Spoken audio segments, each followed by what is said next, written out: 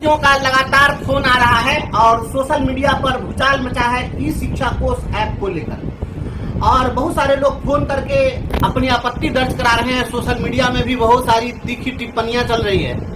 मैं आपको बताना चाहता हूं कि यह ई शिक्षा कोष ऐप या इस प्रकार से दूसरे ऐप के माध्यम से शिक्षकों और बच्चों की उपस्थिति दर्ज करने का जो प्रयोग है, यह बिहार में पहला प्रयोग नहीं है, बल्कि इसके पहले भी यह प्रयोग अन्य राज्यों में भी हुआ है।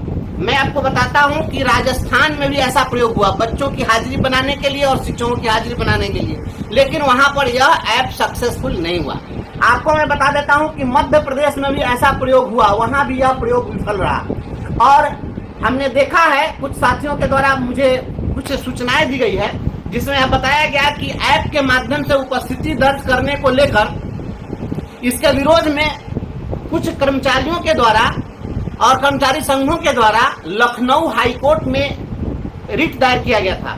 और लखनऊ हाईकोर्ट ने ऐप के माध्यम से उपस्थिति दर्ज करने के व्यवस्था पर टिप्पणी की और उसको संभवतः निरस्त कर दिया। अभी चूंकि हमारे पास जजमेंट की कॉपी नहीं है, लेकिन लोगों ने बताया कि इस प्रकार से हाईकोर्ट ने भी इस पर आपत्ति दर्ज की है। मैं कोशिश कर रहा हूं कि वो लखनऊ हाईकोर्ट का जजमेंट हमें मिल जाए, तो फिर हम आगे उस पर कुछ बेहतर सोच सकेंगे कि क्या करना चाहिए। तो ये तो रहा कि भाई सरकार का पक्ष है, सरकार क्या करना चाहती है, सरकार जो कर रही है सो आपके सामने है और आप सभी लोगों की आपत्ति भी हो रही है।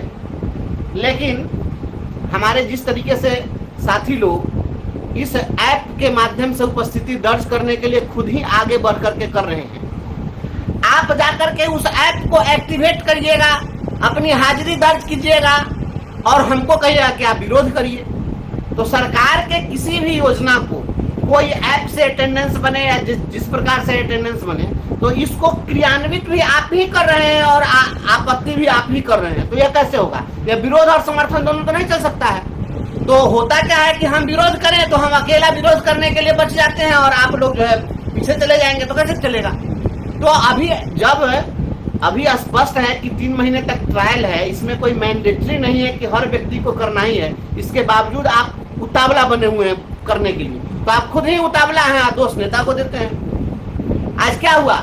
आज पूरे बिहार में मिस्टर मोगेम्बो के खिलाफ जो हमने आवाज उठाई, वह आवाज आज भी मैं उतनी ही बुलंदी के साथ में रख रहा हूं और लड़ रहा हूं। हम लोगों को कुछ सफलता भी मिली है, आगे और भी सफलता मिलेगी। लेकिन क्या स्थिति बनी? स्थिति तो यही बनी कि लड़ाई लड़ने वाला अकेला बच गया। आप लोग नैतिक समर्थन भले ही कर दें और आर्थिक सहयोग भी भले ही कुछ कर दें, लेकिन फ्रंट पर आकर के और लड़ने के लिए तो लोग तैयार नहीं है, सभी लोग डर जाते हैं। तो डरने से नहीं हुआ, या तो डरिए नहीं तो लड़िए, दो में से एक ही काम हो सकता है। ऐप के माध्यम से जो उपस्थिति दर्ज कराई जा रही है, मैं इसका पुरजोर विरोध करता हूँ। और ऐप के माध्यम से यदि शिक्षकों की उपस्थिति दर्ज कराई जा रही है, तो मैं चाहता हूं कि ऐप के माध्यम से सारे सिस्टम के तमाम लोगों की उपस्थिति दर्ज कराई जाए। केवल और केवल शिक्षक ही क्यों, सब चीज का जिम्मेवार केवल शिक्षक ही है। सबसे बड़ा चोर शिक्षक ही है, सबसे बड़ा भ्रष्ट शिक्षक ही है, सबसे बड़ा चरित्रहीन शिक्षक ही है, सबसे बड़ा गड़बड़ शिक्षक ही है, और सारे के सारे लोग कर्तव्यनिष्ठ हैं। घोषित कर दीजिए। क्या डीएम साहब के कार्यालय में जो कर्मचारी है, जहां डीएम साहब बैठते हैं, उनके नीचे बैठने वाले लोग क्या टाइम से आ जा रहे हैं? अभी हाल ही में मैं देखा 2 दिन पहले, कहाँ का मामला था? पटना के डीएम साहब, जहां राजधानी है, 54 लोगों का अटेंडेंस काटा गया।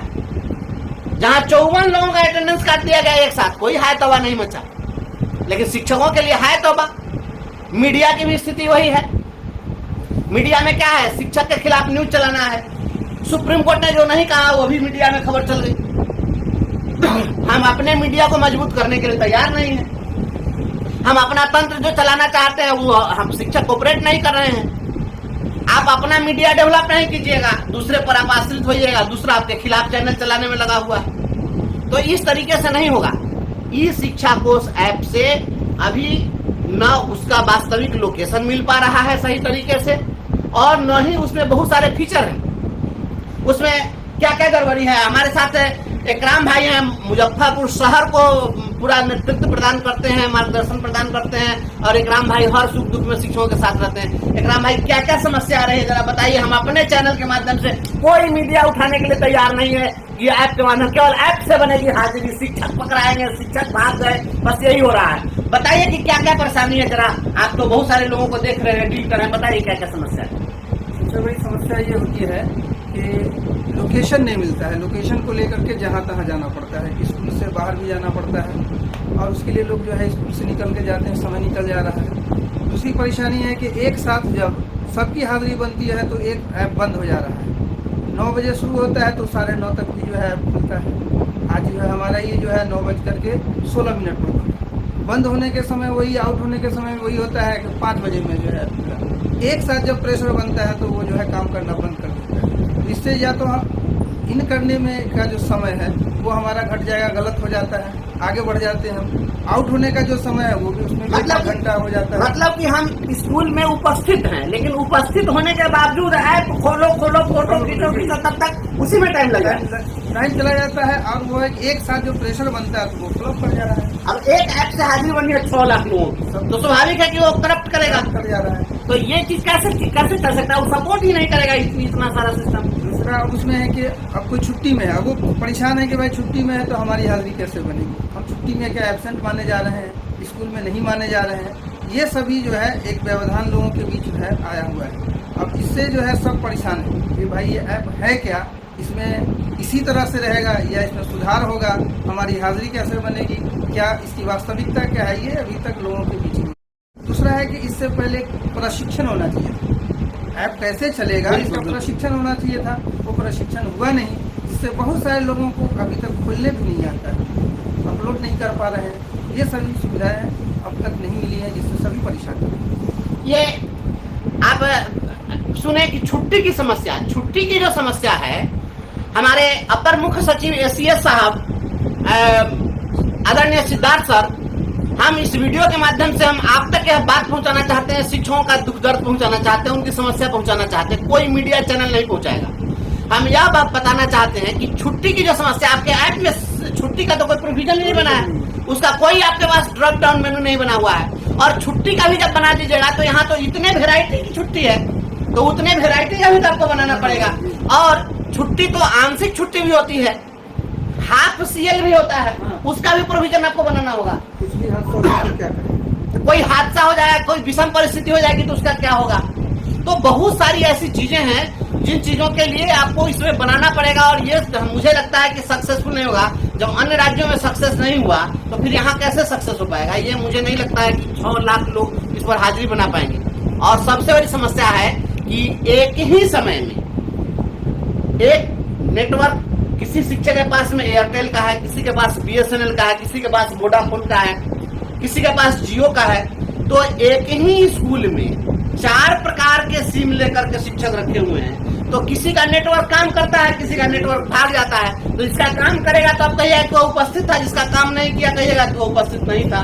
तो ये जो समस्या है, मुझे लगता है कि बहुत सबसे बड़ी समस्या है। तो जब तक आप पूरे शिक्षकों को राज्य सरकार के स्तर से आप जो टैब देने वाले हैं वो टैब नहीं देते हैं, सबको एक ही नेटवर्क नहीं देते हैं, सभी लोगों को आप इसके लिए नेट का कनेक्शन प्रोवाइड कराइए।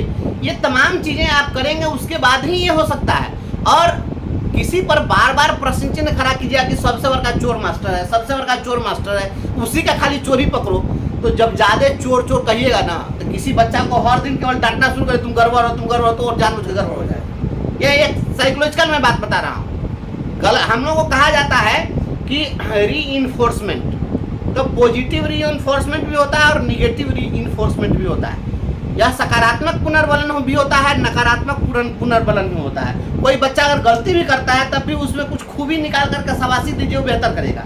लेकिन कोई अच्छा कर रहा है, उसमें केवल खामी निकालते रहिएगा तो वो नकारात्मक चला जाएगा, जानबूझ के गलत करेगा। तो यह सभी के साथ होता है। इसलिए अगर शिक्षकों पर ही केवल प्रश्न चिन्ह खड़ा करिएगा तो निश्चित रूप से यह बिल्कुल गलत है। मैं ऐप के माध्यम से उपस्थिति दर्ज करने का पुरजोर विरोध करता हूं, और यदि ऐप के माध्यम से ही अगर हाजिरी बननी है तो आप सेंटी वसूलना बंद कर दीजिए। आप सेंटी क्या मंगा रहे हैं हर महीना पेमेंट के लिए, तो आप उसी को मान लीजिए। आज जितना पदाधिकारी स्कूल का निरीक्षक पदाधिकारी है सबको हटा दीजिए, इसकी कोई जरूरत नहीं। एसीएस साहब तो कह दिए हैं, एसीएस साहब ने कहा है कि वहीं से फोन करेंगे, 200 रखे हुए हैं स्टाफ वहीं पर, वो क्या कंट्रोल रूम बनाए हुए हैं उसमें, जहाँ पर सब बैठा हुआ है मोबाइल पर, तो वहीं से फोन करेगा, कहेगा कि आप फन्ना स्कूल में फन्ना टीचर क्या पढ़ा रहे हैं, भेजिए। तो फिर आपके निरीक्षी पदाधिकारी की जरूरत कहाँ है? तो सारा ईओ बीओ डीओ सीओ जितना सबको बंद कीजिए, सब ये सब बेकार का तमाशा है। ये सबको वेतन दे रहे हैं, 4 चक्का गाड़ी दे दिए सबको उड़ने के लिए, ये सबको बंद कर दीजिए, ये सब पैसा बच जाएगा। सब में वहीं से बना दीजिए, सीसीटीवी कैमरा लगा दीजिए, सब में वहीं से देखते रहिए, जहाँ का मन है टीपी है, सीसीटीवी कैमरा से वहीं से देख लीजिए कि कौन क्लास में क्या पढ़ाई हो रहा है, बस एकदम आप रख लीजिए। इतना निगरानी तो भैया किसी का नहीं होता है जितना निगरानी। स्कूल में टाइम बना दीजिए कि आप 9 बजे से 10 मिनट पहले पहुंच जाइए और 4:30 बजे तक वहाँ रहिए। उसके बाद में तब जाए कहिए कि बढ़िया से खूब बढ़िया से पढ़ाइए। इतना दोहन करने के बाद भी कुछ होगा। हमारे साथ में है हमारे संगठन के प्रमंडलीय संगठन प्रभारी भाई लखनलाल निषाद जी, ये भी लगातार इस पर परेशान है, लगातार इनके पास भी फोन आ रहा है। आप इनके भी बात को सुनिए और उनकी बात को भी जन जन तक पहुँचाइए। मिस्टर मैगोम्बो का चला था ई शिक्षा कोर्स, और ई शिक्षा कोर्स जब चला था तो मैं अपने संगठन के लेटर पैड पर माननीय जिलाधिकारी मुजफ्फरपुर और क्षेत्रीय शिक्षा उपनिदेशक प्रमंडल और जिला शिक्षा पदाधिकारी जो वर्तमान में अभी हैं, मैंने मांग किया था कि बेहतरीन कंपनी का नेटवर्क दीजिए और बेहतरीन मोबाइल दीजिए ताकि शिक्षक जो है कि शिक्षा कोर्स पर अटेंडेंस बना सके। इसी के लेकिन किन्हीं का जवाब नहीं आया। मैं इस शिक्षा कोर्स डाउनलोड नहीं किया, लेकिन पूर्व में कुछ दिन पहले जो अपने प्रखंड शिक्षा पदाधिकारी थे, अभी डीपीओ स्थापना मुजफ्फरपुर है प्रभार में थे, उन्होंने फ़ोन किया कि लखन जी जो है कि कर लीजिए, डाउन कर लीजिए। तो डाउन फिर भी मैंने नहीं किया क्योंकि भाई मेरा मोबाइल है और मेरा नेटवर्क है, कभी रहता है कभी नहीं रहता, कभी मोबाइल गड़बड़ रहता है। तो फिर वो जो मेरा जो है कोड जारी हो गया, संयोग से मोबाइल लिए हैं और वो भी जो है कि डाउनलोड हुआ और मोटा मोटी जो है कि 1 या 2 दिन जो है कि हाजिरी बना। और कभी विद्यालय में उपस्थित है, लिखता है कि 900 मीटर इधर, 900 मीटर उधर, 600 मीटर इधर, 500 मीटर इधर, ऐसे करके करता है। आज ये पहुँचे, हाजिरी नहीं बना है, शाम में भी जो है कि हम नहीं बना पाए। और सबसे बड़ी बात है कि रिचार्ज महंगा हो गया। तो मैं जा रहा हूँ BSNL नेटवर्क का सिम लेने, तो वहाँ कितना काम करेगा तो आप लोग जानेंगे। और पति पत्नी दोनों जो है BSNL का जो नेटवर्क लेंगे सस्ता में हो जाता है, कभी बात होगा कभी नहीं होगा, नेटवर्क तो रहेगा नहीं। तो हम फिर कहना चाहते हैं कि सबसे बढ़िया जो है कि टैब दे दीजिए, चाहे अंगूठा टिपे वाला जो होता है वो वाला दे दीजिए, और उससे हम लोग समय से जाके हाजिरी बनाएंगे और समय से निकलेंगे। ये मोबाइल ये सब जो है कि बंद कर दीजिए। अपने जो बिहार के शिक्षा विभाग के नए CS साहब हैं, मैं उनसे आग्रह करना चाहता हूँ कि सब मोबाइल हटाइए और दे दीजिए अंगूठा टिपे वाला, वैसे हम लोग हाजिरी बनाएंगे, बेहतरीन रहेगा, सब लोग को मन शांत रहेगा। और बहुत सारे शिक्षक ऐसे हैं कि छोटका मोबाइल रख लें, बोलते हैं भैया बड़का नहीं रख ले, तो बड़का नहीं रख ले तो ठीक है, हम कहें कि अब नहीं रख ले तो ठीक है, छुटके चलाइए, क्योंकि बड़का में बहुत सारा परेशानी है। तो बहुत सारे शिक्षक ऐसे भी है, इस पर विचार किया जाए। और हमने जिलाधिकारी मुजफ्फरपुर, क्षेत्रीय शिक्षा उपनिदेशक महोदय और जिला शिक्षा पदाधिकारी को दिया था, कुछ बोलने को ये लोग तैयार नहीं है। चलिए धन्यवाद।